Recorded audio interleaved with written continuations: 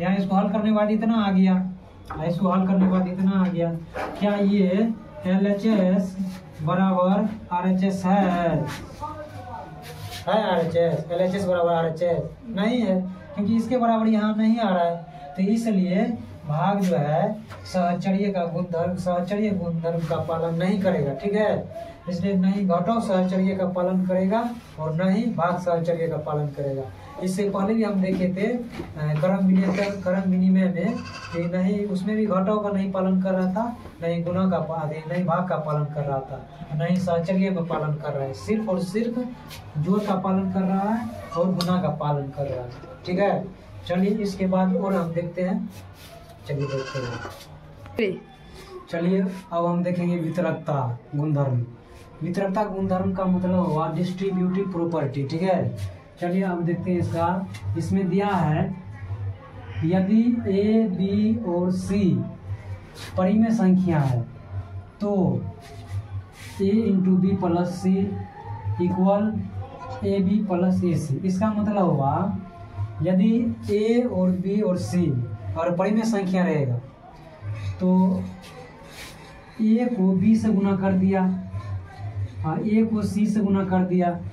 इसको हल करने के बाद इसके बराबर करो, इसको भी हल करने के बाद जितना आएगा और इसको हल करने के बाद जितना आएगा, अगर दोनों के बराबर LHS के बराबर RHS होगा तो समझेंगे कि ये वितरकता का नियम है।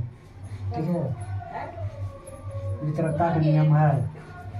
और वितरकता के नियम का जो है प्रॉपर्टी यही होगा। ऐसे अगर रहेगा, इस रूप में अगर रहेगा और ऐसे करेंगे तो अगर LHS के बराबर RHS होगा तो समझ जाएंगे वितरकता का नियम है। ठीक है,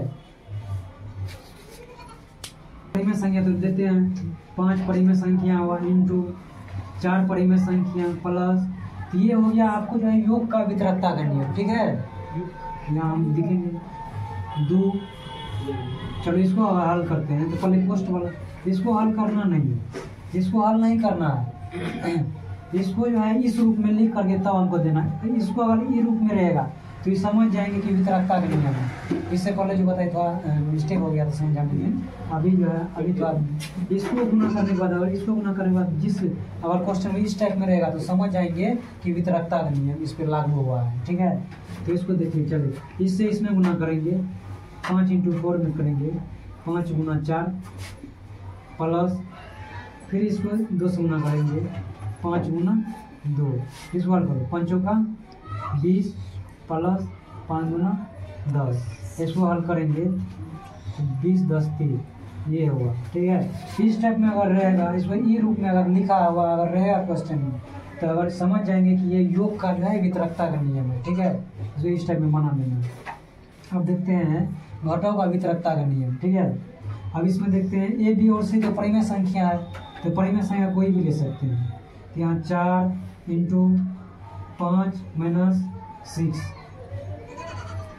बराबर, चलिए अब इसको हल करेंगे इस रूप में।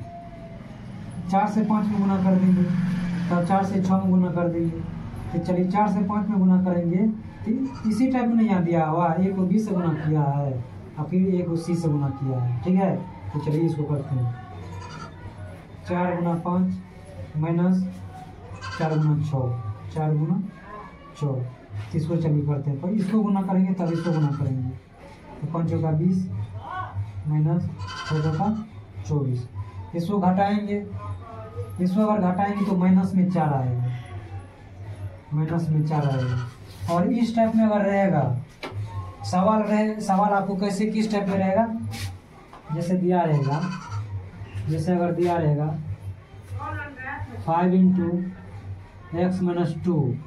ठीक है, अगर इस टाइप के सवाल को अगर कहेगा क्या क्वेश्चन में कि हमको जो है वितरकता के नियम का गुणधर्म का पालन करते हुए इसको हल करना है, तो वितरकता के नियम का पालन हमको करना है। तो ये तो हो गया घटों का वितरकता का नियम। तो घटों का वितरकता का नियम यही ना हुआ, पहले इसको हम गुना करेंगे तब उसके बाद हम इसको गुना कर देंगे, ये हुआ वितरकता का नियम। तो चलिए इसको गुना करेंगे, 5 × x करेंगे तो 5x हुआ, फिर 5 × 2 हुआ तो 5 × 2 हो जाएगा 10, माइनस में 10। इसको हल, ये हल नहीं होगा, ये इसमें ही रह जाएगा। इसमें कॉमन ले सकते हैं, कॉमन ले सकते हैं, इसमें 5 अगर कॉमन ले लेंगे तो x - 2 हो जाएगा नहीं। फिर इसी रूप में आ गया, लेकिन हमको वही रूप में लाना नहीं है, हमको यही रूप में रखना है, क्योंकि इसमें बोल रहा है कि वितरकता के नियम का पालन करना है। तो वही नियम का लागू करके इसको रूप में लिख दिए, आंसर इसी टाइप में रहेगा। ठीक है, चलिए योग का समझ गए, घटाव का समझ गए, उसके बाद गुना का देखते हैं। तो गुना का तो इसी में होता है, इसको इससे गुना कर दो, और भाग भी ऐसे ही टाइप का रहेगा। तो भाग गुना में कैसे होगा, 5 × 6 यहाँ दे देंगे। इसको कैसे करना है, इसको इससे गुना करना है, इसको इससे गुना करेंगे। तो 5 × 5 करेंगे तो 25 हुआ। फिर 5 × 6 से करेंगे तो ये भी तो गुने में आ जाएगा, डायरेक्टली तो वैसे नहीं होगा। 5 आगे 30 हो जाएगा। इसको इससे गुना कर देना, 25 किया 75, 750 हुआ। ये हो गया वितरकता के नियम पर उसका गुणनखंड किए हैं। ठीक है, वो भाग के आधार पर होगा, भाग का भी ऐसे ही होगा। जैसे यहाँ 5 × 4 / 2, तो 4 में 2 से डिवाइड देंगे तो इसको पहले इससे करना है तब इससे करना है। यहाँ से अगर हम भाग देंगे और इसको इससे गुना करेंगे तो पर भी हमको वही आंसर आएगा जो हम वितरकता के नियम से हम करेंगे। यहाँ देखते हैं 5 × 4 करेंगे, 5 × 4 20 होगा, डिवाइडेड बाय 5 × 2 करेंगे 10 हो जाएगा। इसको और भाग अगर डिवाइड करेंगे तो 2 हो जाएगा। ये हुआ वितरकता के नियम पे, इसको बनाए 2 आया। और वैसे हम बनाएंगे तो वैसे करना है, इससे भाग दे देना है। 4 में 2 से भाग अगर डिवाइड देंगे तो यहाँ 2 आएगा, इंटू अगर हम यहाँ कुछ होने तो यहाँ गुना रहता है। ठीक है, 5 से हम गुना करेंगे तो पर भी हमको 10 हुआ। लेकिन हमको बोल दिया क्वेश्चन में अगर दे देगा वितरकता के नियम से हमको इसको डिवाइड करना है तो इस टाइप में हमको लिखना है, और डायरेक्ट हमको नहीं लिखना है। ठीक है, तो चलिए आप गुना का भी समझ गए, भाग का भी समझ गए, घटाव का भी समझ गए, जोड़ का भी समझ गए। चलिए इसके बाद और देखते हैं।